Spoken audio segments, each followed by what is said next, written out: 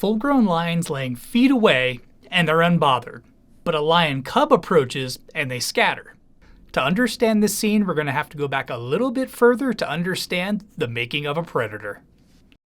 Like all mammals, lion cubs are raised on milk, and for the first 3 months or so of their life, they have no taste for meat at all. Mom has isolated them from the rest of the pride and raising them on her own, which means also it's up to her to hunt alone. So instead of having her team like she normally would, she's got to go out and get all of her sustenance by herself, so she has enough strength and milk supply for these 2 to 3 months before she introduces the cubs to the pride.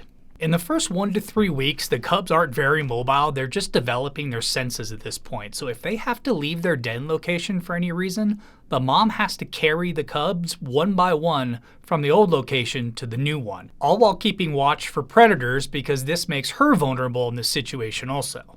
At 3 to 4 weeks, they start moving around the den, building their coordination. You'll start to see early play, mostly just pouncing and wrestling, because they're still building up that coordination and their muscles. And these dens are important. Like I said before, the mom has to leave to go hunt for her own food, so this keeps the cubs hidden from hyenas, jackals, and other predators that may prey on them.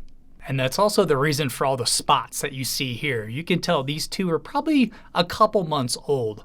All those spots keep them camouflaged from those predators while their mom's away hunting.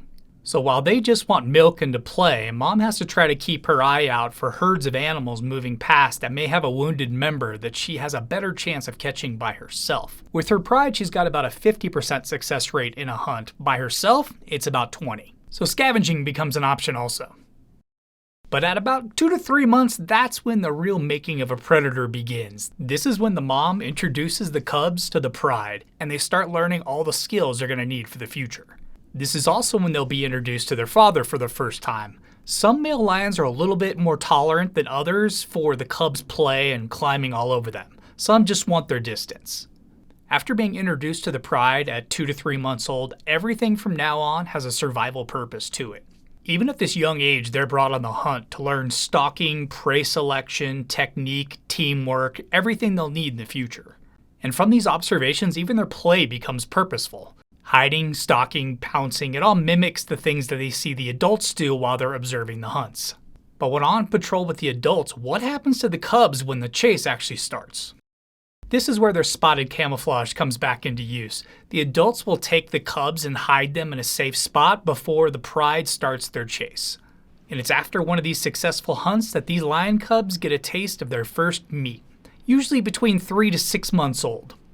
But at this age, sometimes they don't know if they should eat it or play on it. Maybe even use it as a pillow like this. But it's after that first taste of meat that the training montage truly begins. First, we start with the prey pounce, graduating to the stalk and prey pounce, followed by the tree climb, which is going to be ever so important in the adult years when you're trying to digest the up to 55 pounds of meat the adult lion's stomach can hold.